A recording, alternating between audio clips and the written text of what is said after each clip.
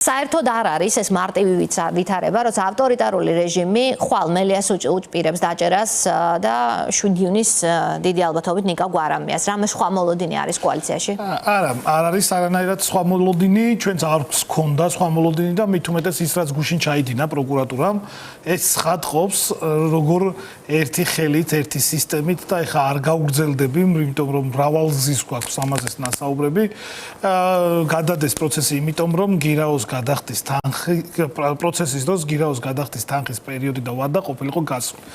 ეს ჩვენ ნიკა მელიას, ჩვენს გუნდს, ზურა ჯაფარიძეს, ნიკა გვარამიას, რომელიც ახსენეთ, რომ 7 ივნის გაზდის ვადა გირაოს გადახდის, გაცნობიერებული გვაქვს. ჩვენ ვიცით რა პროცესში ვართ, ჩვენ რეალობის აღქმა კარგად გვაქვს, ასე ვთქვა და ვიცით რა პროცესი მიმდინარეობს საქართველოში, მათ შორის, როდესაც ამის პარალელურად ჩვენ გვყავს ადამიანები, რომლებიც საერთოდ გამოგონილი ბრალით არიან აქტიური მოქალაქეები ჩვენი ქვეყნის ციხეებში, რომლებსაც უბრალოდ ერთი მოწმეც კი არ არსებობს, ვინც დაადებს ხელს, რომ ისინი ამას ორგანიზებას უკეთებდნენ ნოემბრის და დეკემბრის მოვლენების დროს და იმ სისხლიანი დარბევების პერიოდში.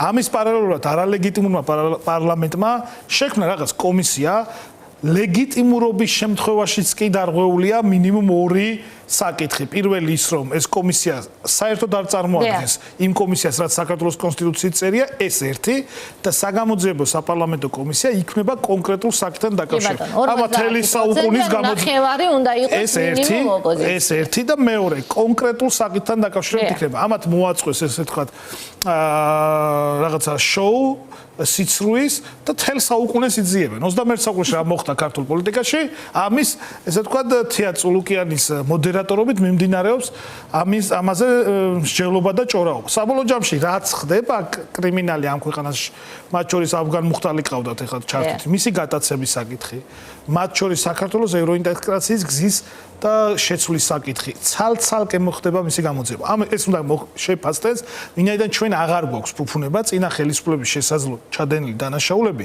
არ შევაფასოთ, იმიტომ რომ რამდენჯერაც ესე დაგვემართა, იმდენჯერ ცუდად მოგვიბრუნდა და ალბათ ამაში დამეთანხმებით.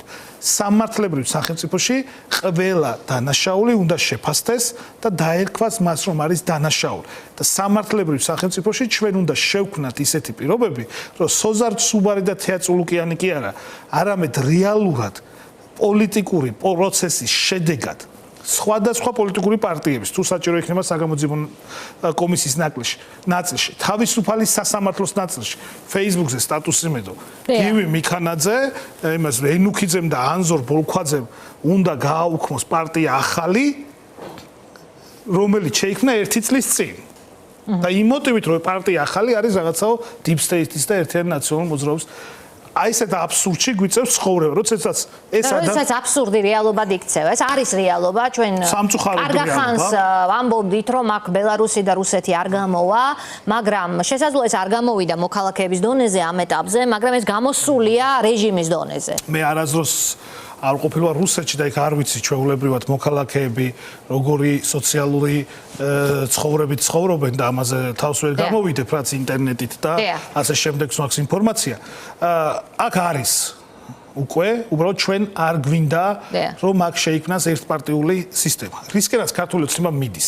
მათ შორის ძალიან მნიშვნელოვანი წყალგამყოფი ამ საკითხში არის ადგილობრივი თვითმმართველობის არჩევნები და ადგილობრივი თვითმმართველობის არჩევნებში ქართული ოცნება აკეთებს, ასე ვთქვათ, დიფერენცირებას, ვინ არის ოპოზიცია და ვინ შეიძლება იყოს მომავალში მისი სატელიტი პარტია.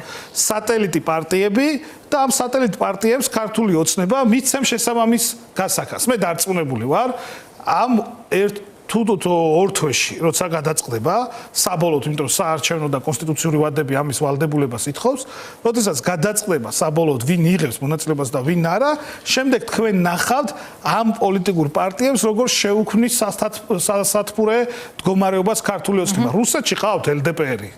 კომუნისტური პარტია და თქვენ თუ ინტერნეტში YouTube-ში არის და როგორ ყამათობენ რაღაცა საპენსიო რეფორმაზე, საპენსიო რეფორმაზე იქ რაღაცა კონკრეტულ საკითხებთან დაკავშირებით ასაკი დაიწიოს თუ გაიზარდოს და ასე ინფლაციაზე, მაგრამ ჩვენ ხო ვიცით რომ ყველაფერი ეს იმართება ერთი პირის მიერ და FSB-ს მიერ, როგორც არის აქ რისკი ფსევდოოპოზიციის შექმნის და ადგილობრივი ფიქრთაობის არჩევნებს გულისხმობთ იგი ალბათ. ამას ძალიან ცდილობს ქართული ოცნება, ძალიან ცდილობს, იმიტომ რომ ერთადერთი გადასარჩენი მათი გადარჩენის ერთადერთი გზა გადის ახლა იმ პოლიტიკურ ნაბიჯებზე, რომელსაც ისინი დგამენ.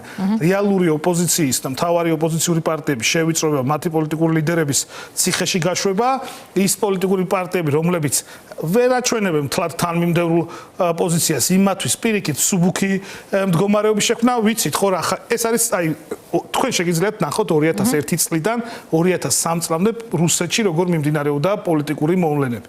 პოლიტიკური პარტიების ლიდერების დაკავება, არასამთავრობო ორგანიზაციების აკრძალვა, მედიების გაუქმება და ასე შემდეგ და ასე შემდეგ ზუსტად იგივე ხაზს ატარებენ, მაგრამ რის თქმა მინდა ის პარტიები ვინც იფიქრებენ და ფიქრობენ რომ აი ხლა მოდი აი ჯობია რომ აი დრო მოვიგოთ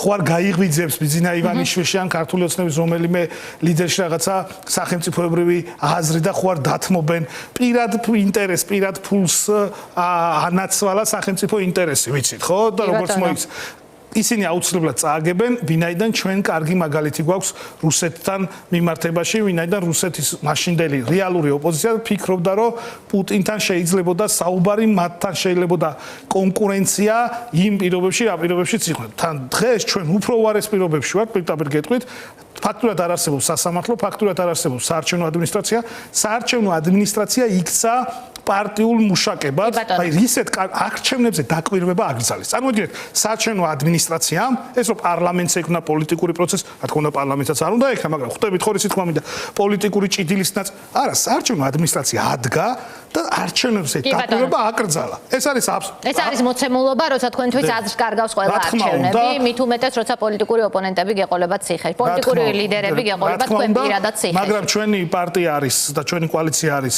მყარი, ჩვენ თითოეულ წევრს პარტიის და სხვა ლიდერებს, რომლებიც არიან პარტიაში, გაცნობიერებული აქვს ის წინააღმდეგობის ხარისხი, ვაფასებთ ქართული ოცნების და აღქმის დონეზე ვიცით რა ნაბიჯების გადადგმა უნდა ქართულ ოცნებას და ჩვენი მხრიდან იქნება წინააღმდეგობა. ნიკა მელიას, ნიკა გვარამიას, ზურა ჯაფარიძეს, სხვა ჩვენი პარტიის წევრების, რომელსაც მომავალში და უკვე არიან ციხეებში და საპყრობილეში. მათ გაცნობიერებული აქვთ, რომ ეს ნაბიჯი არის უსამართლობის წინააღმდეგ გადადგმული ნაბიჯი, თორე ციხეში ჯდომა რო არავის უხარია, ალბათ ამაში დარწმუნებული. ხვალინდელ დღეს ნიკამ სხვა სტრატეგია აერჩია, ის არ მიდის სასამართლოში, მას ზურა ჯაფარიძესავით ბორკილებს ვერ დაადებენ სასამართლო დარბაზში.